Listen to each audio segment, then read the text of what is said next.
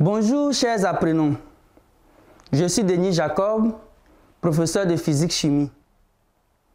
C'est toujours un plaisir pour moi d'être en votre compagnie. Aujourd'hui, nous abordons une leçon des classes de première C, D et E.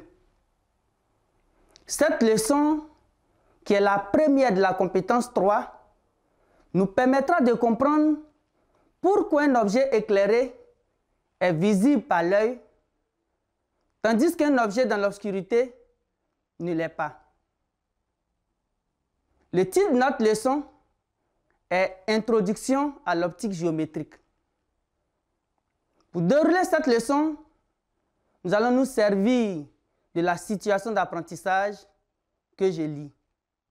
Un élève en classe de première D au lycée Tiapani Dominique de Dabou découvre dans un livre de sciences que la lumière est une onde.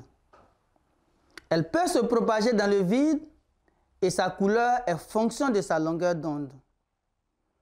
Pour en savoir plus, il partage ses informations avec ses camarades de classe et sous la supervision de leur professeur, ils entreprennent de définir les sources, les récepteurs de lumière et de donner les caractéristiques d'une onde. Au cours de notre leçon, nous allons en 1 donner quelques définitions, en 2 définir une onde lumineuse et donner ses caractéristiques, et en 3 définir les ondes électromagnétiques. Nous allons passer à la première partie de notre leçon, donc 1. Quelques définitions. 1.1. Source de lumière.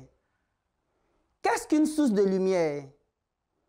Il faut noter qu'une source de lumière est un corps ou un dispositif qui émet ou qui diffuse de la lumière. On distingue 2 types de sources de lumière, les sources primaires et les sources secondaires.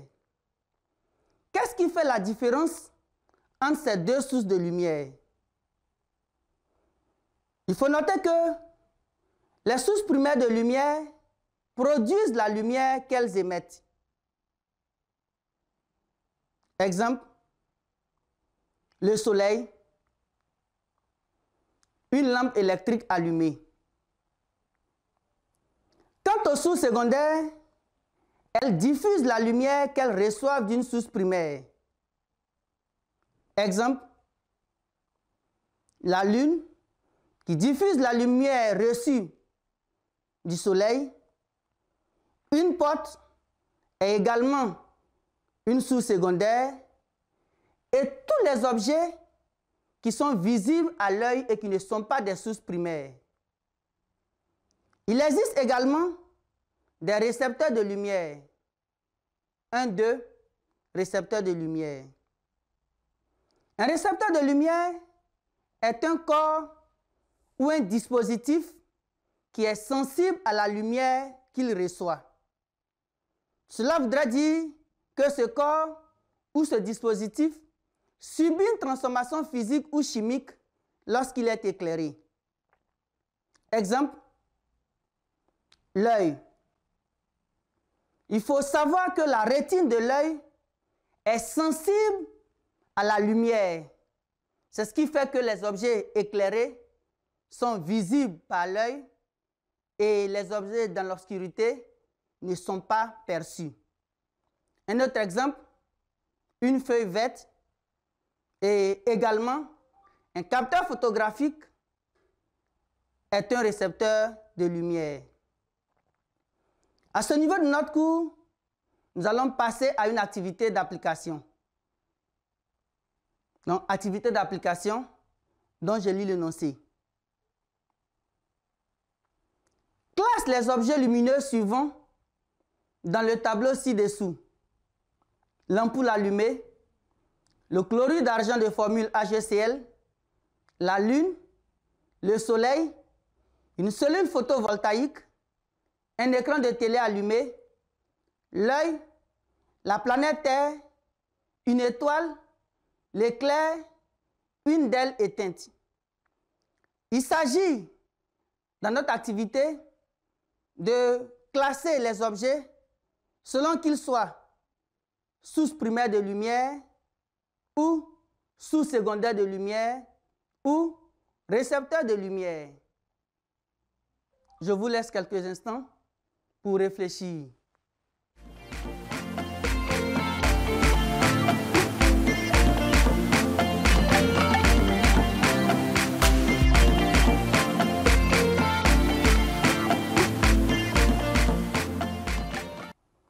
Passons à la correction de l'activité d'application. Nous allons commencer par les sources primaires de lumière. Nous avons appris qu'une source primaire émet la lumière qu'elle produit. Et parmi les objets cités, lesquels émettent la lumière qu'ils produisent, ce sont l'ampoule allumée, le soleil, une étoile, l'éclair, un écran de télé allumé. Tous ces objets émettent la lumière qu'ils produisent. Passons aux sources secondaires de lumière. Nous avons appris qu'une source secondaire de lumière diffuse la lumière qu'elle reçoit d'une source primaire. Et des objets cités, ceux qui diffusent la lumière reçue d'une source primaire sont la Lune, la planète Terre et une d'elles éteinte.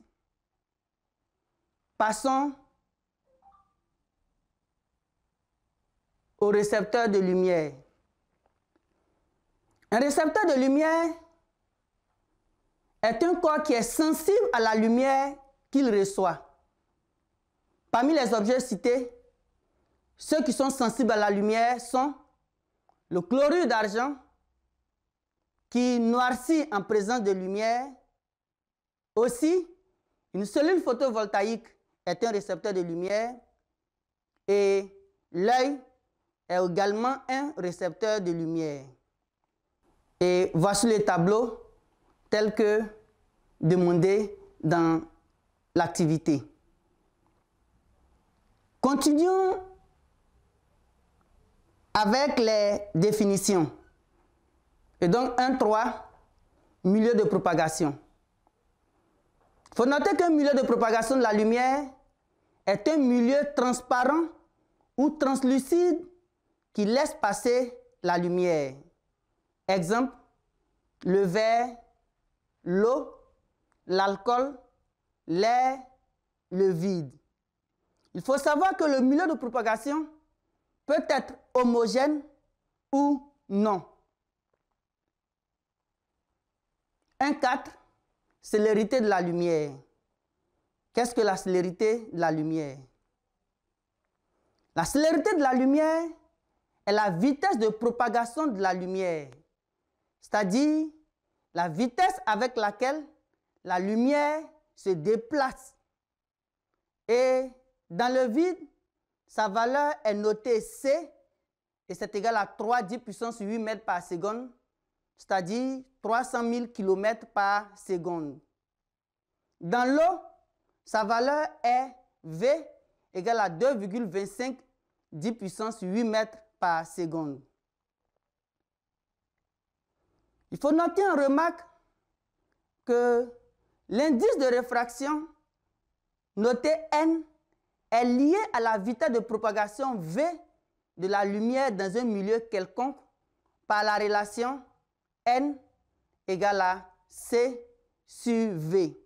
C, qui est la célérité de la lumière dans le vide, et V, la célérité de la lumière dans un milieu quelconque.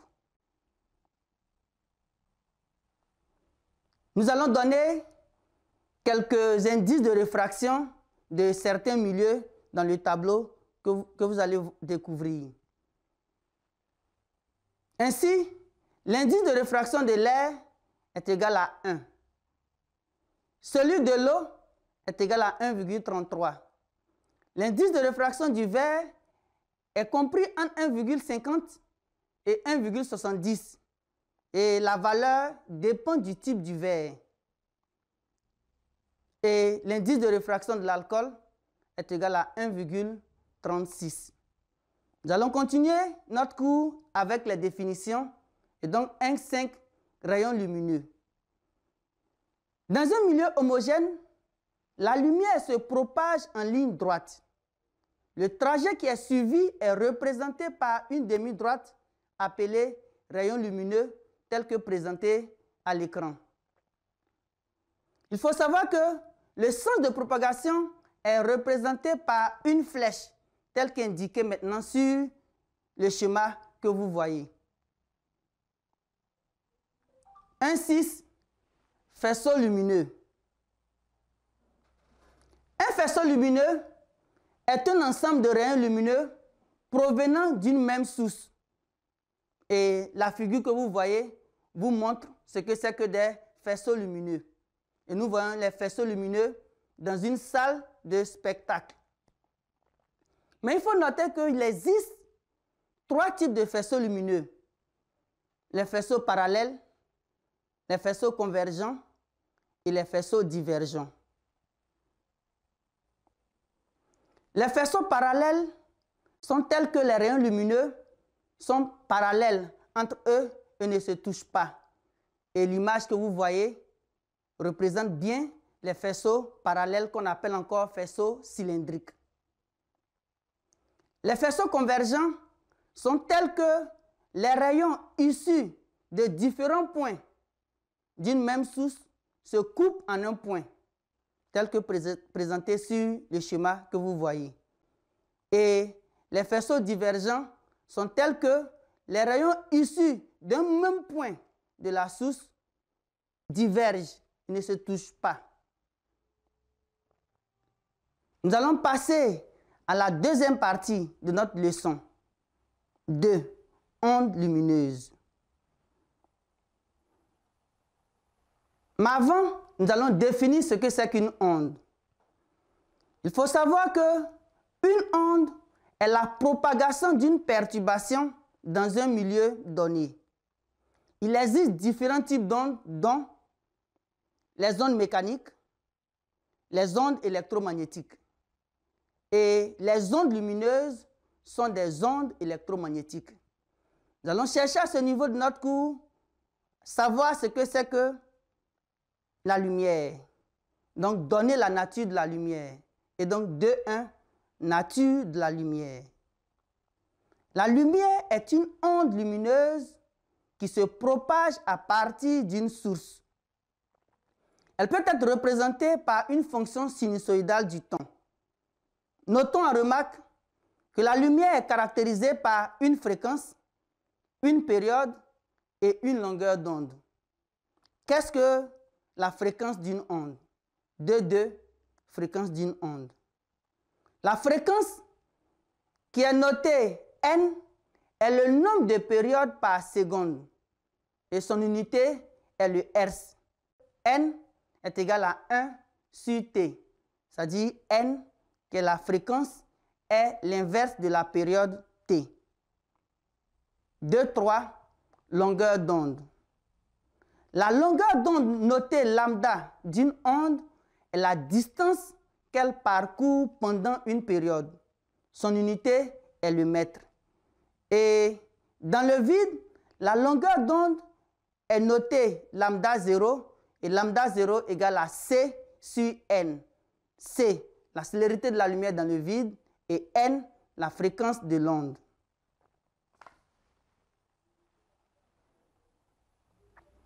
En 2.4, nous allons voir ce que c'est qu'une lumière monochromatique. Une lumière monochromatique est une lumière qui est constituée d'une seule couleur et qui est caractérisée par une longueur d'onde lambda. La lumière du soleil, qui est la lumière blanche, est une superposition de plusieurs lumières monochromatiques. Et donc la lumière du soleil est une lumière polychromatique. Il faut savoir que l'ensemble de ces lumières constitue le spectre du soleil. C'est une bande continue de couleurs allant de l'ultraviolet à l'infrarouge. De même, il faut savoir que les longueurs d'onde du domaine visible sont comprises entre 400 nanomètres et 800 nanomètres. À ce niveau de notre cours, nous allons voir les différentes couleurs qui correspondent à ces différentes longueurs d'onde. Et donc, lorsque la longueur d'onde est comprise entre 400 et 450 nanomètres, nous avons le violet. Entre 450 et 500, c'est le bleu. Entre 500 et 550 nanomètres, nous avons le vert. Entre 550 et 600 nanomètres, c'est le jaune. Lorsque lambda est compris entre 600 et 650, c'est la couleur orange. Et lorsque lambda est compris entre 650 et 700, c'est le rouge. Passons à la troisième partie de notre cours. 3. Ondes électromagnétiques. Il faut noter que la lumière visible est une infime partie des ondes électromagnétiques qui s'étendent des ondes radio aux rayons gamma, tels que le présente la figure que vous voyez. Et nous allons donner les utilités de quelques ondes électromagnétiques. Ainsi, les ondes radio sont utilisées pour la transmission des signaux de télévision et dans la téléphonie mobile. Les micro-ondes sont utilisées pour la cuisson des aliments. Les rayons infrarouges sont utilisés dans les télécommandes de télévision ou de décodeurs de télévision. Les rayons ultraviolets sont utilisés, eux, pour l'éclairage, la reprographie et la microscopie. Quant aux rayons X, ils sont utilisés en médecine pour la radiographie et les rayons gamma sont utilisés également en médecine et dans l'industrie pour la gammagraphie. Nous allons traiter une situation d'évaluation pour consolider nos acquis. Et donc, situation d'évaluation dont je lis l'énoncé. Votre professeur vous demande de présenter un exposé sur la fréquence de la lumière et sa vitesse selon le milieu qu'elle parcourt. Pour ce faire, votre groupe utilise une source de laser pour éclairer de l'alcool d'indice N égale à 1,36. La source de laser émet une lumière monochromatique de longueur d'onde lambda 0 égale à 630 nanomètres dans le vide. On donne C égale à 3 puissance 8 mètres par seconde, qui est la célérité de la lumière dans le vide. Tu es le rapporteur du groupe et voici les consignes. 1. Définis une lumière monochromatique. 2. Détermine la fréquence N de la source de laser dans le vide. 3. Détermine en 3.1 la vitesse V de la lumière du laser dans l'alcool et en 3.2 sa longueur d'onde lambda dans l'alcool. Nous allons passer à la résolution de la situation d'évaluation. Je vous laisse quelques instants pour réfléchir.